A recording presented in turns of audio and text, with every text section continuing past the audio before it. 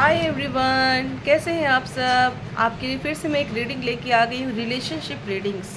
कि हमारे व्यूअर्स के लिए उनके रिलेशनशिप में क्या कह रहे हैं एंजल्स डिवाइन, उनसे क्या कहना चाह रहा है रिलेशनशिप को लेके। देखते हैं व्यूअर्स के लिए क्या मैसेज है यूनिवर्स का खास। तो चलिए देखते हैं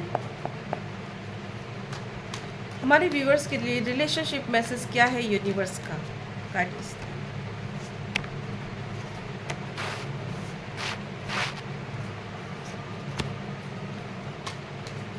दोस्तों, ऐसा लगता है ना कि रिलेशनशिप में आप किसी थर्ड पार्टी को लेके, थर्ड पर्सन को लेके आप ज़्यादा ही परेशान हैं। क्यों परेशान है? क्योंकि जो उसका इंटरफेरेंस है फैमिली में ना, वो बढ़ता ही जा रहा है।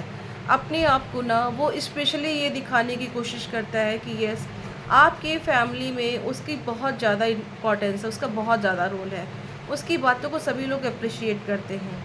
आपकी फैमिली में कहीं ना कहीं उसका एक जो डोमिनेंस है, उसकी जो एक अहमियत है, वो बहुत ज़्यादा है। थर्ड पर्सन एक ऐसा पर्सन है ना, कि जो अपने आप को आपके रिलेशनशिप में, आप दोनों के बीच में ज़्यादा बेहतर अपने आप को साबित करने की कोशिश कर रहा है कि उसकी चीज़ें ज़्यादा प्रभावकारी हैं।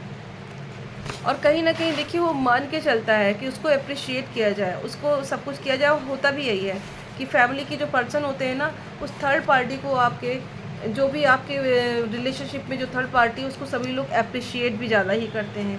तो ऐसा होता है बार बार, जब उसको अप्रिशिएशन भी मिलती है और वो कहीं ना कहीं दखल अंदाजी करता है, इंटरफेरेंस करता है, तो कहीं ना कहीं क्या होता है ना कि आपके रिलेशनशिप में फिर आप भागने लगते हैं दोस्तों। तो आपको भागना नहीं है, आपको वहाँ पे मजबूती से खड़े रहना है, क्योंकि भागने से कोई सॉल्यूशन नहीं निकलने वाला है। कोई थर्ड पार्टी है, ठीक है, आया है, लेकिन इसका मतलब ये नहीं है कि आप उसको अपनी जगह देने के लिए फ्री कर दीजिए। ऐसा नहीं करना है आपको। तो आपको करना क्या है, चलिए यूनिवर्स से हम पूछते हैं कि अगर थर्ड पार्टी को लेके जब इतना इंटरफेरेंस है, तो हमारे व्यूअर्स क्या करें उस चीज़ के लिए, उस चीज़ से कैसे बचे। डिवाइन गाइडेंस दें हमारे व्यूअर्स को।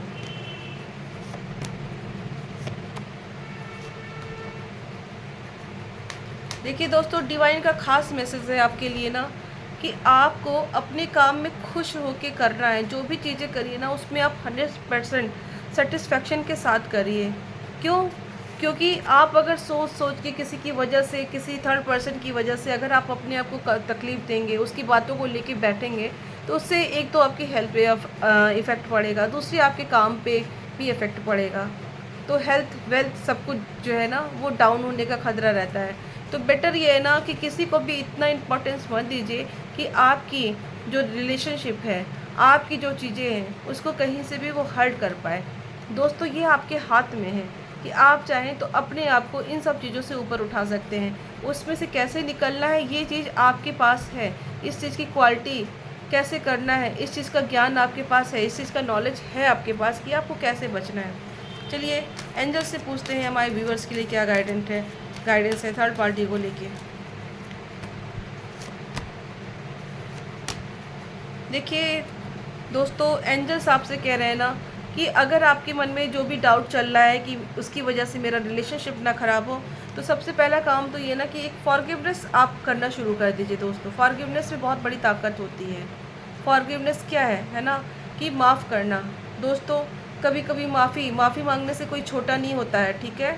अगर आप बड़े हैं तो माफ़ी मांग ले रहे तो उसमें कोई बुराई नहीं, लेकिन अगर आपको लगता है, हेजिटेशन लगती है, तो आप मन ही मन उससे माफ़ी मांग सकते हैं। दोस्तों, माफ़ करना दुनिया का ये एक ऐसा जो है, ये काम है ना, कि जिसने माफ़ करना सीख लिया, उसकी लाइफ में ग्रोथ ही ग्रोथ है। तो फॉरगिवनेस तो बहुत ज़रूरी है। देखिए, कहा भी गया है ना कि क्षमा वरण को चाहिए, ठीक है। जो क्षमा करता है वो बड़प्पन का काम है, ये सबकी बस की बात नहीं है। तो दोस्तों, फॉरगिवनेस करना, कि किसी को इतना हक मत दीजिए। अगर आपके दिल में किसी की वजह से जो है आपका दुख रहा है, आपको प्रॉब्लम हो रही है, तो उसको माफ़ करना सीखिए और पॉजिटिव बने रहिए। अपनी पॉजिटिविटी को छोड़िए मत कभी भी किसी के लिए, क्योंकि आपके अंदर भी वही पावर है जो अगले के अंदर है, ठीक है। तो अपनी पॉजिटिविटी को बनाते हुए माफ़ करना सीखिए और लेट गो करिए, चीज़ों को लेट गो करिए। क्योंकि अगर हम पकड़ के बैठे रहेंगे तो हमारी ग्रोथ जो है ना, वो रुक जाती है, हम कहीं ना कहीं थम जाते हैं। और जब लेट गो नहीं करते हैं तो उसका रिज़ल्ट होता है तनाव, परेशानी। देखिए, मोनोलॉजी क्या कहती है हमारे एंजल्स के लिए, हमारे व्यूअर्स के लिए, कि थर्ड पार्टी रिलेशनशिप है, अगर किसी का इंटरफेरेंस ज़्यादा है तो क्या करें।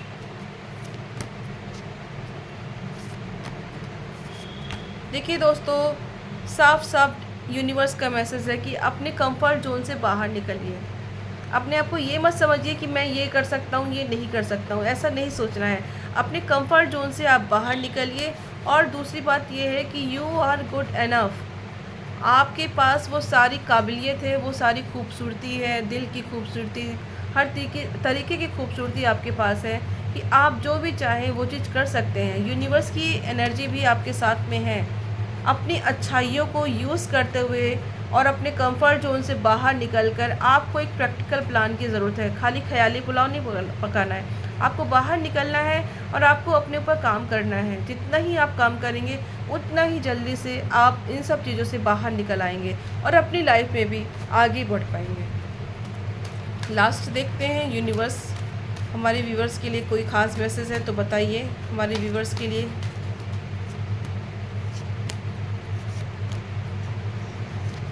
यस दोस्तों, देखिए यूनिवर्स की तरफ से आपके लिए मैसेज आ रहा है कि आगे बढ़ते रहिए। किसी की वजह से अपनी चीज़ों में ब्रेक मत करिए, कभी भी डर के मत बैठिए, ठीक है।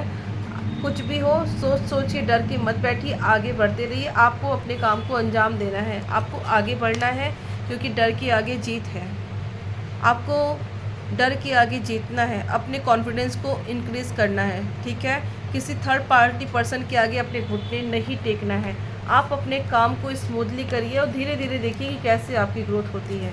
दोस्तों, ये रीडिंग कैसे लगी कमेंट सेक्शन में ज़रूर बताइए। और इस एनर्जी को क्लेम करने के लिए, इस रीडिंग को क्लेम करने के लिए आप कमेंट सेक्शन में लिख सकते हैं, I can do everything. Thank you so much दोस्तों।